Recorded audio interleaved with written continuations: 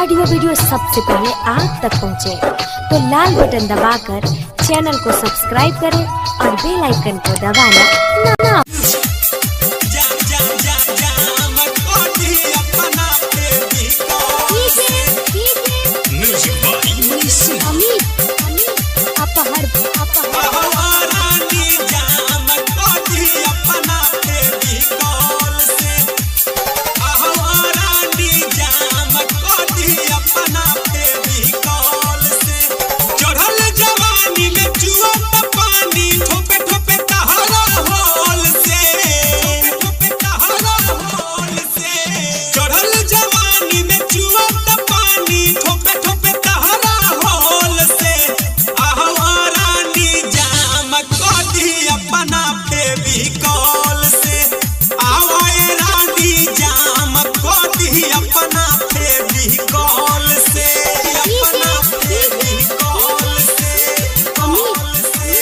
recording studio बढ़िया चौक सीतामढ़ी जाम कोठी अपना बेबी कॉल से भइले जवान तहर ढहता जवानी अबे उमर बाटे कइले नदानी भइले जवान तहर ढहता जवानी अबे उमर बाटे कइले नदानी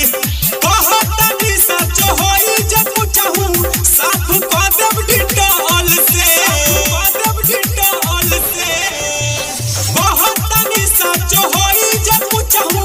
साफ क देब डिटॉल से आहो रानी जाम क दी अपना बेबी कॉल से आओ रानी जाम क दी अपना बेबी कॉल से अपना बेबी कॉल से आहो रानी जाम क दी अपना बेबी कॉल से ललित लव कहे चला रहरी के आहारा दीहे मनीषा ऑफर तोहके दोबारा ललित लव कहे चला रहरी के आहारा दीहे मनीषा ऑफर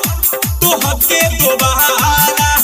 बारू तबाह तू जानत नी राइटर चंदन के मिस कॉल से बारू तबाह तू जानत नी राइटर चंदन के मिस कॉल से आहो रानी जाम क दी अपना बेबी कॉल